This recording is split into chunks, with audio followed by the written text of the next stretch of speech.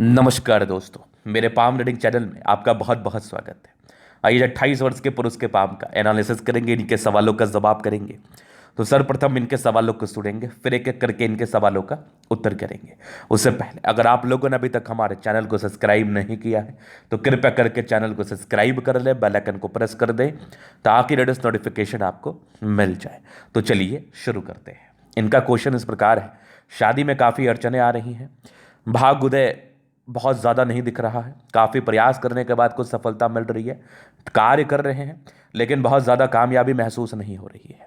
तो इनके अतली क्या बता रही है, वैवाहिक जीवन के लिए क्या बता रही है, शादी हो रही है टूट जा रही है, कुछ इल्ज़ामात लग रहे हैं सर पर, स्त्री पक्ष से इल्ज़ामात लग रहे हैं, और जिनसे शादी करना चाहते हैं उनसे शादी होने के क्या योग दिख रहे हैं, और वैवाहिक जीवन कैसा रहेगा, जिंदगी कैसी रहेगी, हथेली पर क्या अच्छी खराब अवस्था बनी है, रेखाएं बहुत कम दिखती हैं हथेली पर, तो इसका क्या विशेष अर्थ रहेगा। तो इस महत्वपूर्ण विषय पर इनको जानना है तो आप बिल्कुल चिंता ना करें, आपके क्वेश्चंस को बहुत गहराई पूर्वक सुने हैं, बताएंगे। तो इनके शुक्र पर्वत पर मोल है, तो जिस भी व्यक्ति के शुक्र पर्वत पर मोल है उनके लिए यह वीडियो बहुत महत्वपूर्ण है, क्योंकि शुक्र पर्वत का मोल, प्रभावी मोल आपको तकलीफ दे सकता है, परेशान कर सकता है, तनाव में रख सकता है, नाना प्रकार के उलझनों को आपकी जिंदगी पर डाल सकता है शुक्र पर्वत का मोल। तो इस बात को आपको खासा ध्यान रख के चलना है। तो आइए देखते हैं क्या है शुक्र पर्वत पर मोल की स्थिति और किस प्रकार की स्थितियां बनी हुई हैं। तो मोल की अगर मैं बात कर लूं तो ये इनका प्रॉपर शुक्र का प्लेनेट है और इस पर ये एकदम प्रभावी और ब्लैक मोल नजर आ रहा है। तो शुक्र का मोल क्या साइड इफेक्ट देता है, कैसे दुष्परिणाम देता है, कैसे परेशानी देता है, क्या आपको तनाव दे सकता है, इसके क्या साइंटिफिक रीजंस हैं।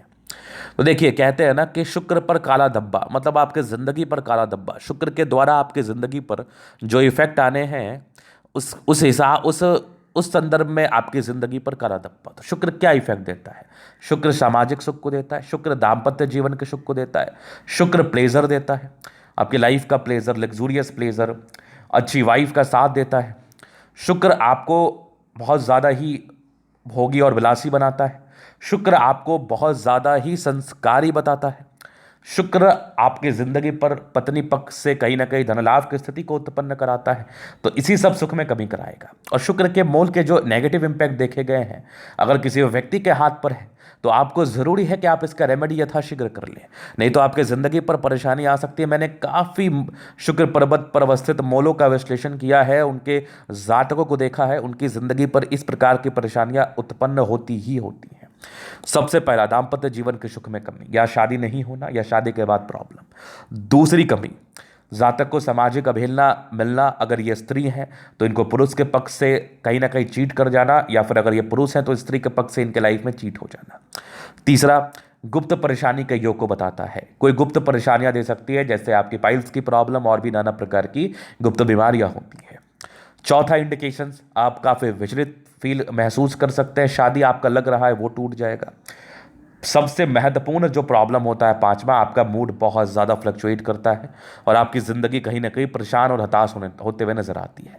खैर, इस चीज़ के लिए इतना डरना नहीं है, ये नेगेटिविटी है, किसी के लाइफ में ये नेगेटिविटी नहीं भी आती, कुछ हल्की फल्की नेगेटिविटी आके रह जाती, वो डिपेंड करता है और ज़्यादा पॉजिटिविटी पर, उनके हाथ पर क्या बनी है। क्योंकि इनके हाथ पर भाग्य रेखा भी कोई विशेष सार्थक नहीं है, सूर्य रेखा भी विशेष सार्थक नहीं है, बहुत साफ सुथरा तेली, तो इनके लाइफ में प्रॉब्लम्स इनको फील होगी। तो इसके लिए उपाय क्या करना है, सबसे पहला यूनिवर्सल उपाय है, महादेव को जल चढ़ाइए। किसी भी प्रकार के काले धब्बे से दूर रहने के लिए, किसी भी प्रकार के टफ दिक्कतों से दूर रहने के लिए, चाहे वो राहु रेखा हो, ये राहु रेखा होती है, चाहे शुक्र का मोल हो, मंगल का मोल हो, इसके लिए महादेव को जल चढ़ाना अति उत्तम रहता है। उसके बाद आपके लिए जो भी और सार्थक उपाय हैं वो तो मैं आपको पर्सनली ज़रूर दे दूंगा। तो ये शुक्र की मोल की स्थिति थी जिस वजह से आपके लाइफ में प्रॉब्लम्स आएंगी। अब आपके प्रश्न थे कि जिससे आप चाहते हैं उनसे शादी होगी कि नहीं, तो मुश्किल ही है। दूसरा, वैवाहिक जीवन कब से शुरू होगा, तो विवाह रेखा भी आपकी लेट दिख रही है, थोड़ा लेट तो होगा, 30 के बाद का ही मान लो आप। तीसरा, आपको इसका उपाय करने के बाद ही विवाह करना है। बृहस्पति थोड़ा गड़बड़ है, यश प्राप्ति में कमी होगा, किसी के लिए कुछ कर दिया उसका विशेष सम्मान नहीं मिलेगा, ये नेगेटिविटी है। हाँ, आगे की जिंदगी अपने दम पर आगे बढ़ोगे आप, मतलब जितना काम करोगे उतना ही पैसा आएगा, क्योंकि आपके हाथ पर भाग्य रेखा बिल्कुल नहीं है। आपके हाथ पर भाग्य रेखा नहीं है। ये कल एक एज से हल्की सी ये क्रॉस जैसी आकृति बन रही है, लेकिन पूरी सार्थक अभी हुई नहीं, तो इसके फल के हेतु, इसके फल के विषय हेतु चर्चा नहीं करेंगे हम। सूर्य रेखा भी कोई खास सार्थक नहीं है, तो कोई एम भी नहीं है, बस आपका कार्य चल रहा है, आप उसको बस कर रहे हैं। कोई खास एम के साथ आप किसी कार्य को नहीं कर रहे हैं। हाँ, एक पॉजिटिविटी है, एक समय आपके लाइफ में परिवर्तन आएगा, एक प्रोग्रेस लाइन है, उसके बाद कुछ कुछ प्रोग्रेस लाइन दिखी है मुझे। ये सब एक परिवर्तन वाली स्थिति है, लेकिन वो आयु अभी आने में लेट है। इसके बाद आप एक अच्छा जिंदगी महसूस करेंगे, अच्छा प्रतीत करेंगे। हो सकता है एक हल्की सी भाग्य रेखा बन रही है, हो सकता है ये बन जाए, जो कि ये आयु 35 वर्ष के बाद है, यहाँ भी 35 वर्ष के बाद ही नजर आ रहा है। तो ये पॉजिटिविटी थी। बुध रेखा का अभाव है, तो पैसा जमा करने में भी दिक्कत होता है। तो आप इतना जान लीजिए कि हार्ड है आपकी हथेली, हार्डपन है हथेली में, कड़ीपन है हथेली में। तो जहां पर से जातक को जितना मेहनत करेंगे उतने ही पैसे आएंगे। अचानक धन लाभ के योग बने नहीं है, लेकिन हाँ 35 वर्ष के बाद परिवर्तन है, तो संभवतः 35 वर्ष की आयु के बाद ये महसूस जरूर कर सकते हैं कि आपकी जिंदगी अब परिवर्तन में है, आपकी जिंदगी में परिवर्तन आ रहा है, एक पॉजिटिव परिवर्तन आ रहा है, और आपको अच्छा प्रतीत हो रहा है, आपको ये महसूस हो रहा है कि आपकी जिंदगी अब पहले से बेहतर है। ये आप जरूर महसूस कर सकते हैं। चलिए, ये तो थी इनकी पॉजिटिविटी और नेगेटिविटी। अब इनके जीवन रेखा से इनके आगे की जिंदगी को कवर करते हैं। तो आप देख लीजिए, ये यहाँ से दबाव स्ट्रगल बचपन से ही रहता है। कुछ लाइंस थे, कुछ हल्की हल्की प्रगति के योग थे, एक इंडिपेंडेंसी के योग थे महज 23-24 के आसपास, तो इंडिपेंडेंट आप हो गए हैं। इसके बाद जीवन रेखा ठीक है, बस मध्यम स्तरीय सफलता दे के चल रही है, जिंदगी पर आगे बढ़ रही है। एक बड़ा परिवर्तन 35 वर्ष में है। 35 वर्ष के बाद निरंतर प्रगति की रेखा है, जो कि आपके लाइफ में एक अच्छा परिवर्तन लाने वाली है। 60 वर्ष तक उसके बाद भी जीवन रेखा ठीक है, मतलब 60 से लेकर 65 तक ठीक है, उसके बाद हल्की हल्की बन रही है, बन भी सकती है, कोई बड़ी बात नहीं है।